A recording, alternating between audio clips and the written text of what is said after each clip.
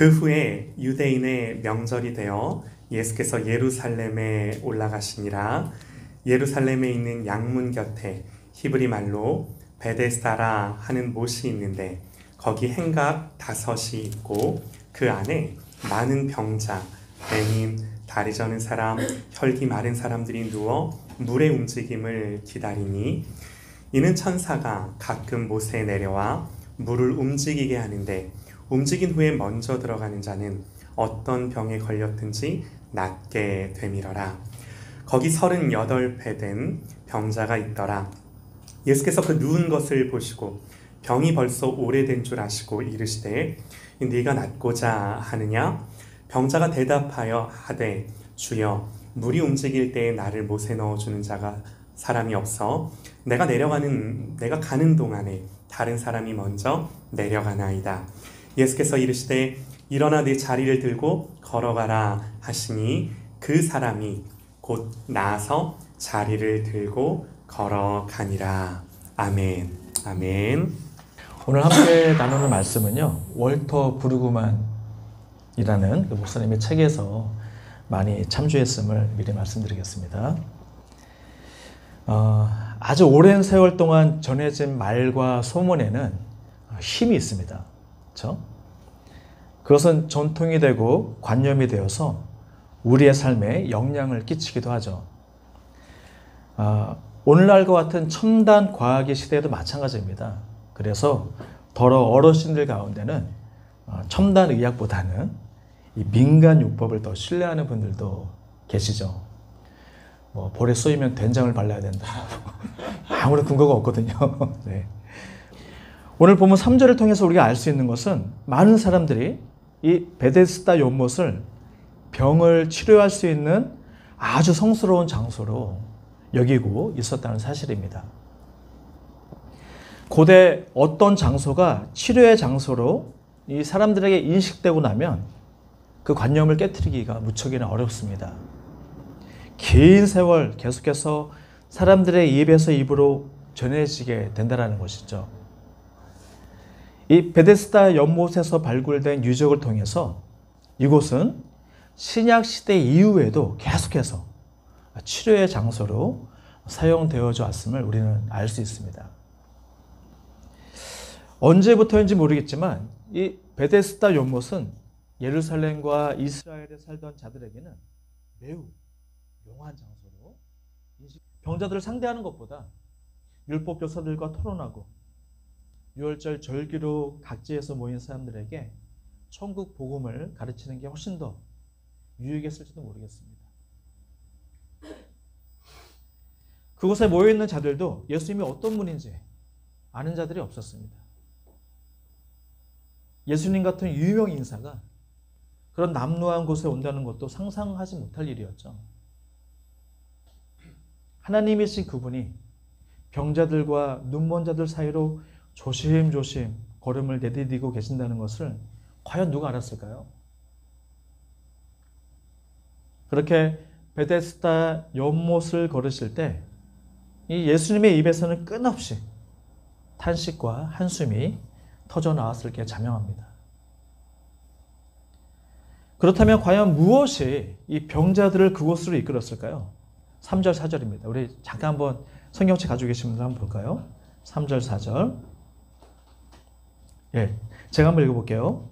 그 안에 많은 병자, 맹인, 다리 젖는 사람, 혈기 마른 사람들이 누워 물의 움직임을 기다리니 이는 천사가 가끔 못에 내려와 물을 움직이게 하는데 움직인 후에 먼저 들어가는 자는 어떤 병에 걸렸든지 낫게 되밀어라. 병자들이 몇 날 며칠, 심지어 몇 년이고 그것을 떠나지 않고 천사가 와서 물을 휘젓기만을 기다렸다고 나오죠. 이게 과연 사실인지 아니면 미신인지 참으로 난감합니다. 성경의 기록도 이 부분에 대해서 불확실해요. 잠시 성경책 한번 보십시오. 여러분 가진 성경책. 좋은 성경을 가지신 분들은 3절 후반절부터 4절까지 큰 가로가 쳐져 있는 것을 발견할 수 있습니다. 혹시 보이시나요? 네. 이렇게 큰 가루가 쳐져 있는 구절은 대부분의 유력한 성경 사본들에는 기록이 없다라는 의미입니다.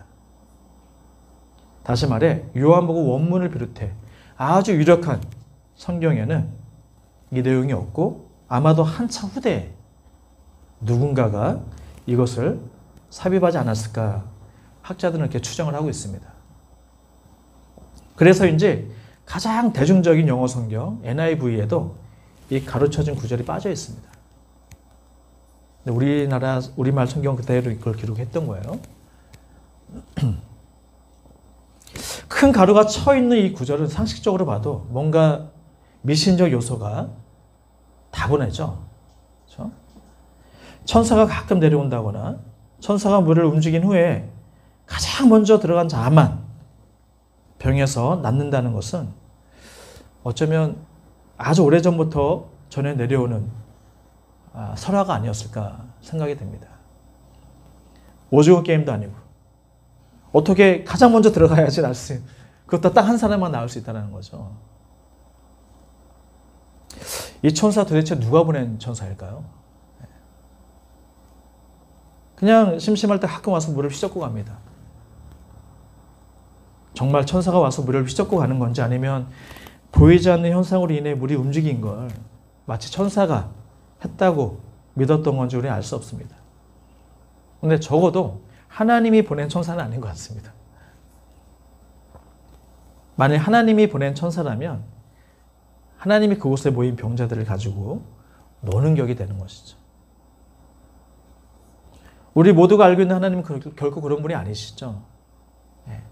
고아와 과부, 나그네의 하나님, 사회에 가난하고 병들고 연약한 자들을 돌보시는 하나님께서 오래된 병자들을 그렇게 대하신다니요. 말이 안 되는 것 같습니다. 더군다나 예수 그리스도는 병자들을 어떻게든지 한 명이라도 더 치료하시기 위해서 밤낮 없이 사역을 해오셨죠. 그런 예수님께서는 요한복음 10장 30절에서 나와 아버지는 하나니라 라고 말씀하고 계십니다. 가장 먼저 들어간 자만이 고침을 받는다. 그럼 다리를 못 쓰는 자나 눈먼 자들은 이 기적 같은 은혜에서 제외가 되어버립니다. 따라서 이 구절을 그대로 받아들일 경우 마치 하나님이 병자들마저 차별하는 분으로 여겨지기 십상이라는 것이죠. 오히려 그것은 세상적인 논리입니다. 가장 힘세고 돈 있는 자가 은혜를 취할 수 있다는 논리이기 때문이죠. 따라서 이 큰 가루가 쳐진 구절은 아마도 후대에 과거로부터 전해 내려오는 설화를 삽입했다. 우리가 이렇게 여겨도 무방할 것 같습니다. 어쨌거나 그만큼 이 베데스다는 매우 절박한 이들이 자리를 떠나지 못하고 마지막 한 가닥 희망이라도 붙잡고 싶은 심정으로 계속 머물 수밖에 없었던 장소였던 것이죠. 마치 도박장을 떠나지 못하는 도박 중독자와 같이 말이죠. 이 월터 브루그만 목사님은 이 요한복음 5장에 나오는 이 베데스다를 만약 그 큰 가루가 쳐져 있는 것을 그대로 받아들일 경우 세상을 움직이는 제국주의적 시스템을 가장 잘 보여주는 장소라고 말씀하고 있습니다. 그리고 목사님은 물질 만능주의와 성공주의로 무장한 오늘날의 이 세상 시스템을 제국적 시스템과 동일시하고 있습니다. 제국에서는 인간을 사물처럼 사고 팔고 소유하고 소비되는 상품으로 전락합니다. 이 과정에서 인간의 존엄은 무시됩니다. 제국은 자기들의 시스템에 가장 잘 길들여진 인간을 최고의 상품으로 취급을 하고 있죠. 백그라운드, 학벌, 외모, 성공을 최고의 선의자, 최고의 가치로 여기는 자들이 이곳에서는 최고의 상품성을 가진 자들이 됩니다. 또한 제국은 사람들에게 제국의 시스템에 철저히 순응만 한다면 언젠가는 최고의 자리에 오를 수 있다는 희망을 품게 만듭니다. 이를 위해 수많은 신화가 생성됩니다. 이러한 정교한 신화를 만들어내는 것은 제국 전반에, 세상 전반에 깔려있죠. TV, 영화, 드라마, 심지어 신앙서적과 예배의 설교와 간증에도 아주 깊이 스며들어 있습니다. 너도 나도 이러한 성경 신화에 빠져서 더 깊이 제국의 질서에, 세상의 시스템에 순응할 수밖에 없도록 만들어버린다는 것이죠. 이러한 제국의 시스템 속에서 가장 큰 피해자들은 언제나 그 사회 전반을 지탱하고 있는 아주 평범한 시민들입니다. 제국은 이데올로기와 종교와 법으로 그들의 생각과 사고를 틀어막고 착취와 희생의 대상으로 삼습니다.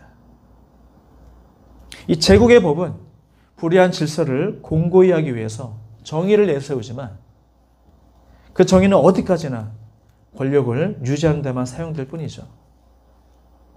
오히려 희생을 강요하고 야, 대의를 위해서 그런 것들은 아무것도 아니야. 그렇게 넘어가 버리는 경우가 많이 있다는 것입니다. 당시 애굽이나 로마를 지탱하던 이 제국의 시스템은 오늘날도 크게 달라진 게 없습니다.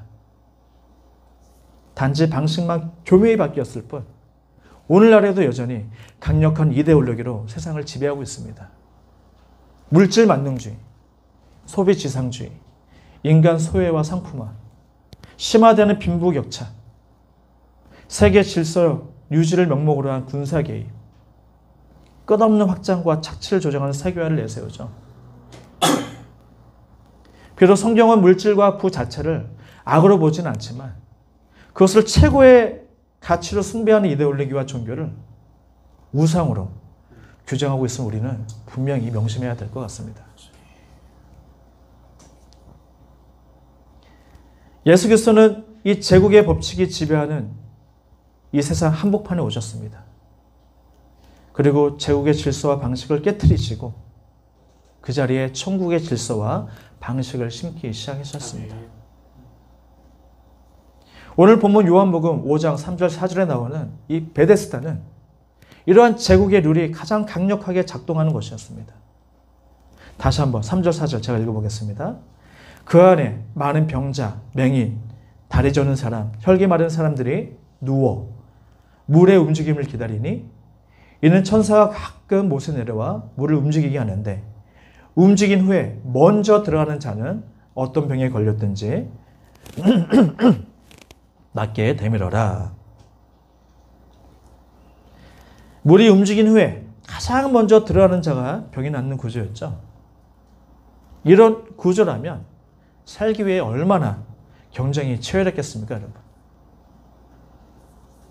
수많은 병자들이 천사가 와서 물을 움직이기만을 기다립니다. 그것도 천사가 아주 가끔 못에 내려온다는 거예요.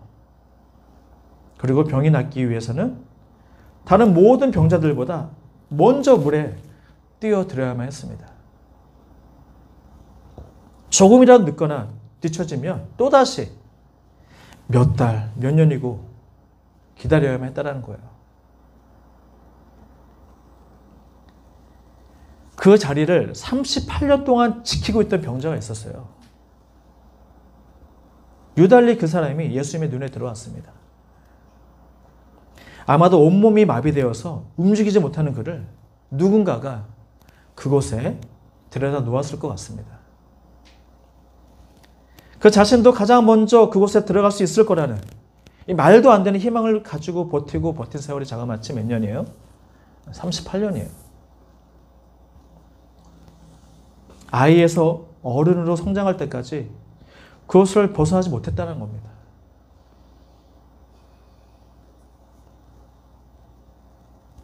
예수님은 그에게 다가가 물으시죠. 네가 낫고자 하느냐? 그때 이 38년 된 병자가 뭐라고 합니까? 네, 낫고 싶습니다. 그렇게 하지 않았어요. 물이 움직일 때 자신을 물에 넣어주는 사람이 없다고. 자신의 신세를 한탄합니다. 아마도 다른 병자 중에는 물이 움직일 때 물에 넣어주는 이가 있었다는 얘기겠죠. 당연히. 가족들과 친구들이 생계를 제껴두고 그들 곁에 있을 수만은 없기 때문에 이마저도 결국은 돈이 있는 사람이 다른 사람을 고용해서 경쟁해서 이기는 구조였다는 거죠. 제국은 늘 우리에게 기대감이라는 미끼를 던집니다. 언젠가는 우리가 원하는 것들을 가지고 쟁취할 수 있을 거라는 기대감 말이죠. 단 조금만 더 제국의 세상의 질서와 방식에 충실하면.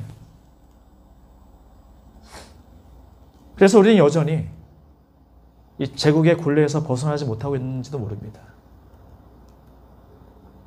우리는 늘 이런 경쟁 속에서 서로를 상하게 하죠. 입시, 취업, 성공, 부의 축적 등. 우리는 제국의 굴레에서 끊임없이 경쟁에 내몰리고 그러다가 실패하고 좌절합니다. 우리가 성취한 기쁨도 결국은 누군가의 눈물이 없이는 얻을 수 없게끔 시스템화되어 있습니다. 제국은 모두가 함께 동시에 물에 들어갈 수 있는 대안을 결코 절대 제시하는 법이 없습니다. 그것은 제국을 지탱하는 법과 방식을 스스로 깨트리는 것이기 때문이죠.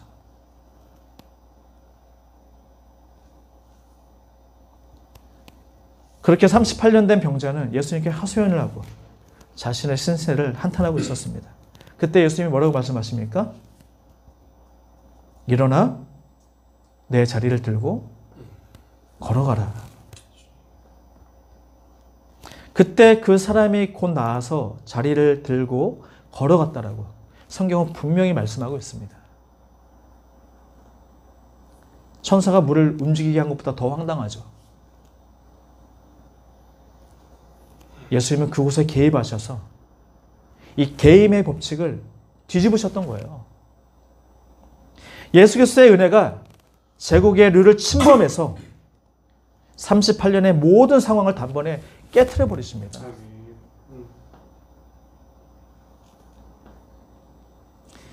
이 기사는 단적으로 천국의 질서와 방식을 우리에게 보여주고 있습니다. 천국의 룰이 우리를 상품이나 도구로 보지 않으시는 인격적으로 대하시는 예수 그리스도의 은혜에 기인하고 있다는 거죠. 예수 그리스도의 은혜가 세상을 지배해온 모든 질서와 방식을 전복시켜버립니다. 제국의 굴레에서 우리를 자유케 하고 해방시키고 있죠. 마치 바로의 굴레에서 자기 백성을 체력급시켰지 마시죠. 일말의 가능성도 없고 소망을 붙잡고 늘 그 자리를 떠나지 못했던 38년 된 병자처럼 우리도 제국의 굴레를 벗어나지 못하고 있었던 것 같습니다. 어쩌면 지금도 벗어나지 못하고 있는 것 같아요.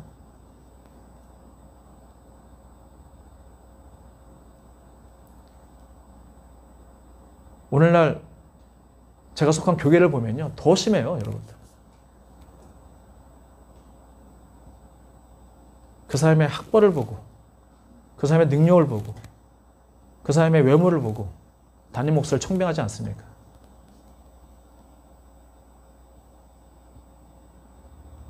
똑같아요, 제국의 굴레하고.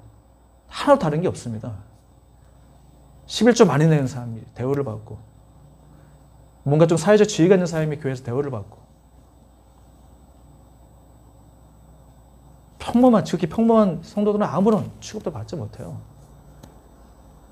그 사람의 신앙과 그 사람의 인간 됨됨이를 보지 않고 학벌을 보고 담임 목사를 뽑는 게 이게 하나님의 나라의 법칙입니까, 여러분?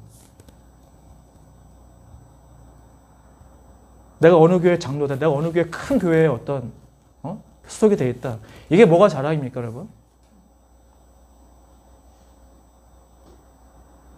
내 아들, 딸 어디 나오고 어디 취업된 게 뭐가 이게 자랑입니까, 여러분? 그게 하나님이 주신 복이라고 생각을 하는 거예요.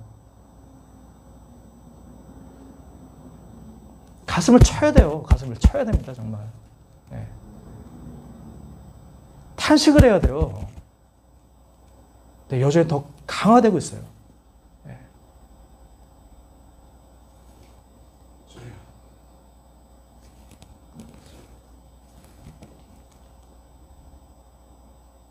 다 마찬가지겠지만 저나 목사님이나 똑같이 그 굴레에 지금 갇혀 있어요. 예.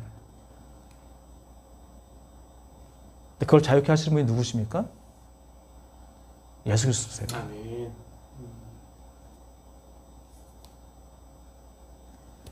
이 성경 속에 이 이름도 없는 38년 된 병자. 이름이 없어요. 그냥 38년 된 병자예요. 우리 모두의 모습인 것 같아요. 선택의 여지가 없는 불거자예요. 걸을 수도 없고 자기 몸 하나 건사할 수도 없고 심지어 떼굴떼굴 굴러가서 천사가 움직여 놓은 물에 빠질 수도 없는 신세가 우리였어요. 지금도 우리입니다.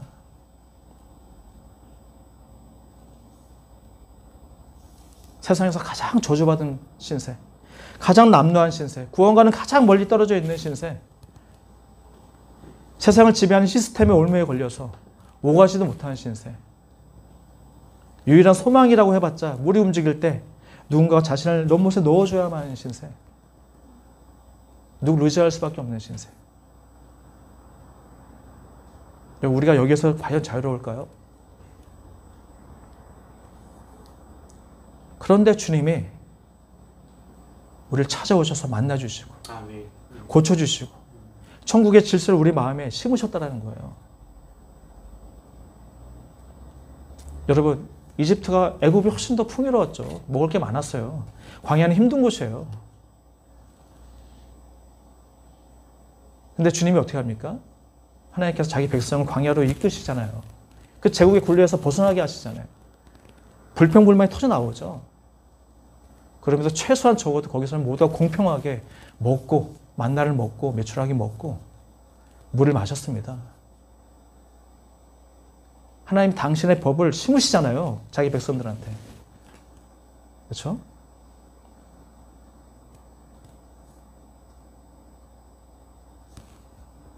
이전에는 상상도 해보지 못한 전혀 다른 세상으로 우리를 인도하시길 원하신다는 거예요.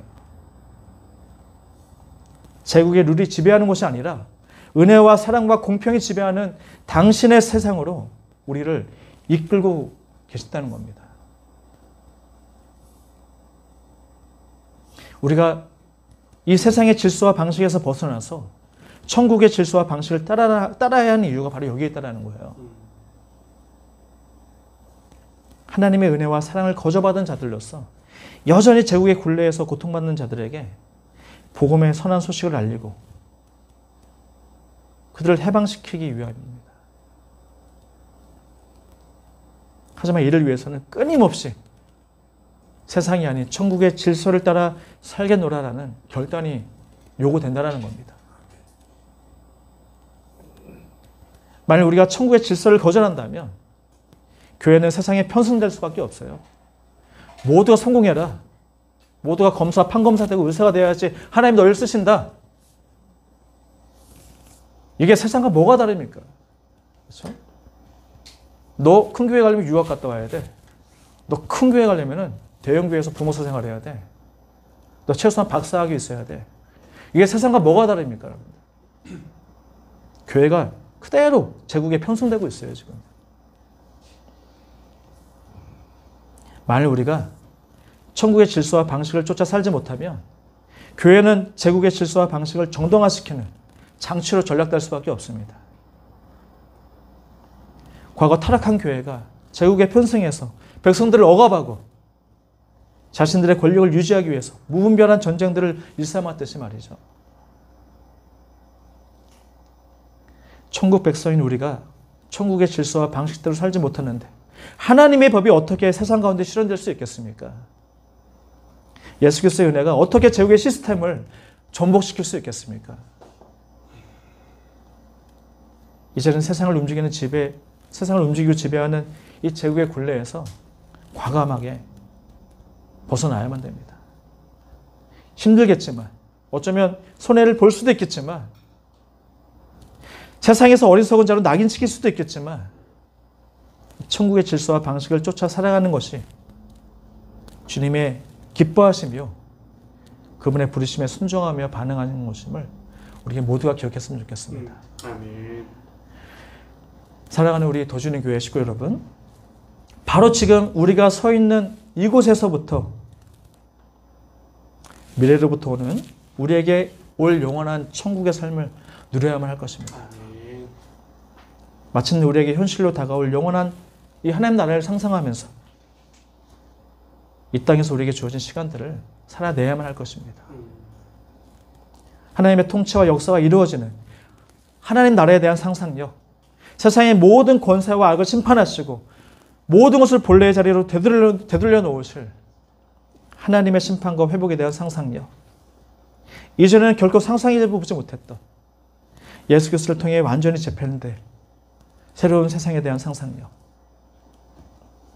이러한 상상력이 우리를 강력하게 무장시킵니다.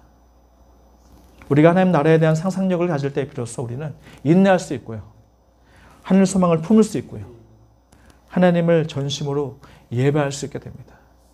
세상이 다 예배하는 그 하나님이 아니라 진짜 하나님을 예배할 수 있다는 거예요. 자기 백성을 광야로 이끄시는 하나님, 자기가 사랑하는 자를 천국의 질서로 이끄시는 그 하나님. 그럴 때 비로소 우리는 세상을 위해서 세상에 대적할 수 있게 됩니다. 우리 이 은혜가 저와 여러분들에게 함께 하시기를 주님의 이름으로 축복합니다. 아멘. 기도하겠습니다.